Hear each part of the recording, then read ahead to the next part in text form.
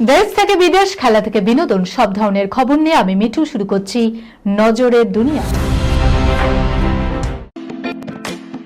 Lake view হাসপাতাল, সময় অসময় সব সময় আমাদের পরিষেবা modular OT, paediatric surgery, plastic surgery, general surgery, neuro surgery, urology, gastroenterology, gynaecology, orthopaedic, ENT, chest সমস্ত অভিজ্ঞ চিকিৎসকদের দ্বারা চিকিৎসা করা হয়। সর্বোন্নত আইসিইউ, এইচডিইউ, প্যাথোলজি, সমস্ত রকমের USG, CT scan, X ray, FNAC, biopsy, tapping. শুধুমাত্র আমরাই পারি স্বল্প মূল্যে অত্যাধুনিক প্রযুক্তির চিকিৎসা, কলকাতা ও হায়দ্রাবাদের বিশেষজ্ঞ চিকিৎসকদের সুপরামর্শ, নিজস্ব ফার্মাসিতে 20% ছাড়ে ওষুধ, প্রতি রবিবার প্রসূতি মায়েদের বিনামূল্যে ইউএসজি পরিষেবা। ঠিকানা লেক ভিউ হাসপাতাল, লালদিঘি মোহনা বাসস্ট্যান্ডের পিছনে, বহরমপুর, মুর্শিদাবাদ। অসমে কমান্ডো ক্যাম্পে জঙ্গি হামলা, রকেট লঞ্চার, এলোপাথারি গুলিতে আহত একাধিক জওয়ান। অসমের কমান্ডো ক্যাম্পে ভয়ঙ্কর জঙ্গি হামলা, ক্যাম্প লক্ষ্য করে ছোড়া হলো এলোপাথারি গুলি, রকেট লঞ্চার। শনিবার গভীর রাতে অতর্কিত এই হামলায় অন্তত 4 জওয়ান আহত হয়েছেন। জানা যাচ্ছে এই হামলার নেপথ্যে রয়েছে অসমের নিষিদ্ধ সংগঠন United liberation front of Assam independent বা ইউএলএফএ। বিধানসভা নির্বাচনের আগে অসমে সন্ত্রাসী হামলার এই ঘটনায় স্বাভাবিকভাবে আতঙ্ক ছড়িয়েছে। পুলিশ সূত্রে জানা যাচ্ছে শনিবার রাত 2:30 নাগাদ এই হামলার ঘটনা ঘটে তিনসুকিয়া জেলার লেখাপানি থানার ক্যাম্পে। প্রথমে রকেট লঞ্চার থেকে ছোড়া হয় আরপিজি শেল। 5টি শেল ছোড়ার পর শুরু হয় এলোপাথারি গুলি। প্রায় 20 মিনিট ধরে গোটা ক্যাম্পে গুলি বৃষ্টি করে জঙ্গিরা। ভয়ঙ্কর এই হামলায় 4 জওয়ান আহত হয়েছে। তাদের উদ্ধার করে অসমের ডিব্রুগড়ের হাসপাতালে ভর্তি করানো হয়েছে। প্রাথমিক তদন্তে পুলিশ আধিকারিকদের দাবি, রাতের অন্ধকারে অরুণাচলের রাজ্য সীমা পেরিয়ে অসম ঢোকে জঙ্গিরা। জঙ্গিদের দলে অন্তত 7 জন ছিল। এই হামলার দায় স্বীকার করেছে উলফা। তাদের তরফে এই অভিযানের নাম দেওয়া হয়েছে অপারেশন বুজুনি। হরমুজে জাহাজ চলাচলে কোটি কোটি টাকা ফ্রি নিচ্ছে ইরান, বন্ধুত্বের দাম দিতে হয়েছে ভারতকেও। যুদ্ধের আবহে হরমুজ প্রণালী কার্যত অবরুদ্ধ করে রেখে প্রতিপক্ষের উপর চাপ বাড়াচ্ছে ইরান। কিন্তু তার মধ্যেও কিছু বন্ধু দেশের জাহাজকে চলাচলের অনুমতি দিয়েছে তারা। সূত্রের খবর, এই বন্ধুত্বের দাম হিসাবে মোটা অঙ্কের অর্থ আদায় করে নিচ্ছে তেহরান। শোনা যাচ্ছে প্রত্যেকটি জাহাজ চলাচলের জন্য $2 মিলিয়ন মার্কিন অর্থ যাচ্ছে ইরানের পকেটে। ভারতীয় মুদ্রায় এই অঙ্কটা প্রায় 19 কোটি টাকা। লন্ডনের একটি সংবাদপত্রে প্রকাশিত হয়েছে ইরানের এই অর্থ নেওয়ার বিষয়টি। সেখানে উল্লেখ করা হয়েছে ইরানের জাতীয় সুরক্ষা কমিটির সদস্য আলাদিন বোরোজেরদির নাম। তার কথায় প্রত্যেকটি জাহাজকে হরমুজ প্রণালী পার করার জন্য $2 মিলিয়ন দিতে হচ্ছে ইরানকে। কারণ যুদ্ধের যথেষ্ট খরচ হয়েছে, তাই হরমুজে চলাচলকারী জাহাজের থেকে অর্থ নেওয়াই উচিত। বিদেশমন্ত্রী এস জয়শঙ্কর জানিয়েছিলেন, ভারত এবং ইরানের ঐতিহাসিক সম্পর্ক রয়েছে, সেই ভিত্তিতেই আমরা তেহরানের সঙ্গে আলোচনা করছি। কিন্তু জাহাজ চলাচলের অনুমতির বিনিময়ে ইরানকে কিছু দেওয়া হয়নি ভারতের তরফে। 8 বছর পর ফের পর্দায় প্রত্যাবর্তন অনুষ্কার, বিপরীতে থাকছেন কোন নায়ক দেখুন। মাঝে 8 বছরের দীর্ঘ বিরতি, তা নিয়ে অনুরাগীদের মধ্যে হতাশার অন্ত নেই।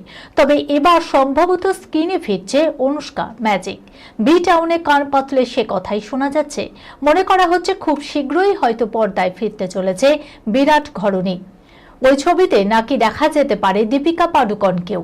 তবে বলিউডে ফিরছেন না অনুষ্কা।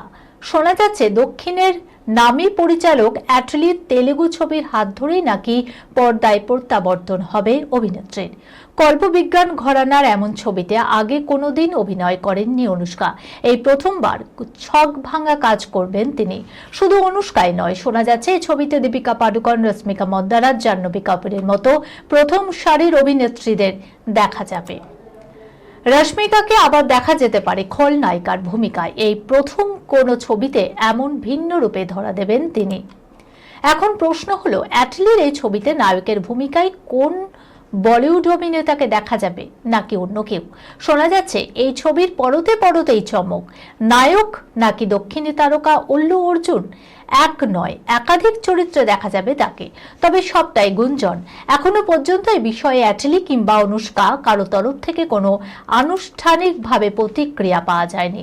তবে গুঞ্জন যেন সত্যি হয় এমনই চাইছেন অনুষ্কার অনুরাগীরা। উধাও গেরুয়া বসন, রুদ্রাক্ষের মালা, বোল্ড অবতারে গোয়ায় মমতা কুলকার্নি।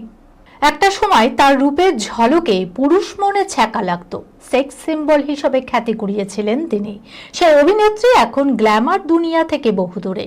বছর দুয়েক আগে সন্ন্যাস গ্রহণও করেছিলেন, যদিও বেশি দিন সন্ন্যাসী হয়ে দিন কাটাতে পারেননি এই অভিনেত্রী। আজ কথা হচ্ছে মমতা কুলকার্নির। রুদ্রাক্ষের মালা, গেরুয়া বসন এখন অবশ্য অতীত। মাত্র বছর খানিকের মধ্যেই ফের স্বাভাবিক জীবনে ফিরেছেন মমতা কুলকার্নি। পরনে স্লিভলেস টপ, চোখে সানগ্লাস, বান্ধবীদের সঙ্গে গোয়ায় ছুটির মেজাজেই রয়েছে এই অভিনেত্রী। তার টুকরো ঝলক সোশ্যাল মিডিয়ায় শেয়ার করেছেন অভিনেত্রী। একাধিক ছবি এবং রিলস দেখে স্পষ্ট ঠিক কতটা গোয়া সফর উপভোগ করছেন তিনি, যা দেখে রীতিমতো তাজ্জব নেটিজেনরা। তাজ্জব হবেন নাই বা কেন? বছর খানেক আগেই মহাকুম্ভে গিয়ে সন্ন্যাস গ্রহণ করেছিলেন এই অভিনেত্রী। রাতারাতি গ্ল্যামার দুনিয়া থেকে একেবারে বিপরীত মেরুর মানুষ হয়ে গিয়েছিলেন তিনি। গেরুয়া বসন, রুদ্রাক্ষের মালা গলায় পরে রাতারাতি সন্ন্যাসী হয়ে গেছিলেন তিনি, যা দেখে সেই সময়ও অবাক হয়ে গিয়েছিলেন অনেকেই। ৯ দশকের হিট বলিউড অভিনেত্রী মমতা কুলকার্নির মায়াজালে পড়েছিলেন মুম্বাইয়ের তৎকালীন অন্ধকার জগতের তাবড় ডনরাও। বলিউডে তখন মাফিয়া রাজ। লাস্যময়ী নায়িকার প্রেমে পড়েন ছোটা রাজন, যদিও সেই সম্পর্ক ভেঙে যায়। পরবর্তীতে বিয়েও করেন ড্রাগ মাফিয়া ভিকি গোস্বামীকে। একের পর এক বিতর্ককে সঙ্গী করে মাঝপথে স্তব্ধ হয়ে যায় মমতার বলিউডের গ্ল্যামারাস কেরিয়ার। করণ অর্জুন, আশিক আওয়ারা থেকে শুরু করে ৯০-এর দশকে একাধিক হিট বলিউড সিনেমায় অভিনয় করেছেন তিনি। পরবর্তীতে একটি বাংলা সিনেমাতেও দেখা যায় তাকে। অভিজিৎ সেন পরিচালিত বংশধর নামক বাংলা ছবিতে শেষ অভিনয় করেছেন মমতা। এরপরই গ্ল্যামার দুনিয়াকে বিদায় জানান। কয়েক বছর ধরেই লাইমলাইটের অন্তরালে থাকেন মমতা কুলকার্নি। ডি কোম্পানির এক সময়কার সদস্য ভিকি গোস্বামীকে মমতা বিয়ে করেছিলেন। সেই সূত্রেই মাদক পাচার কাণ্ডে নাম জড়ায় অভিনেত্রীর। এরপর ভারত ছেড়ে বিদেশে থাকাও শুরু করেছেন তিনি। ২০২৫ সালে দেশে প্রত্যাবর্তনের পর উচ্ছ্বসিত হয়ে পড়েন অভিনেত্রী। ভারতের মাটিতে পা রেখে সোশ্যাল মিডিয়ায় তিনি লেখেন, ২৫ বছর পর ভারতে ফিরলাম। সেই ২০০০ সালে দেশ ছেড়েছিলাম, আবেগপ্রবণ হয়ে পড়েছি। জীবনের এক অস্থির সময়েই নাকি ধর্মে মতি হয় তার। আধ্যাত্মিক পথ অনুসরণ করে অভিনেত্রী। সমস্ত মোহ মায়া কাটিয়ে সন্ন্যাসিনী হন মমতা কুলকার্নি।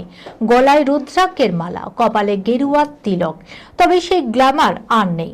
এক নজরে মমতাকে দেখে চিনতেও পারা যাবে না। নিয়ম অনুযায়ী কেউ সন্ন্যাস গ্রহণ করলে সন্ন্যাসের প্রথম শর্ত হল নিজের পিণ্ডদান। মহাকুম্ভে গঙ্গা, যমুনা, সরস্বতীর সঙ্গমস্থলে সেই প্রক্রিয়া সম্পন্ন করেছিলেন তিনি। বাকি নিয়মও যথাযথভাবে পালন করলেও সমস্যা তৈরি হয় মস্তক মুণ্ডলের সময়। জানা যায় মমতা নিজের মস্তক মুণ্ডল করতে রাজি হয়নি, যার জেরেই তার বিরুদ্ধে এই পদক্ষেপ। পাশাপাশি মমতাকে এই পদে বসানোর পর থেকেই সংঘাত শুরু হয় কিন্নর আখড়ায়। সেই মমতা কুলকার্নি এবার ধরা দিলেন বোল্ড অবতারে। এই খবরের সঙ্গে শেষ করলাম আজকের নজরে দুনিয়া। আপনারা দেখছেন টিভি 24 বাংলা, সংবাদ বিনোদন সারাদিন সারাক্ষণ।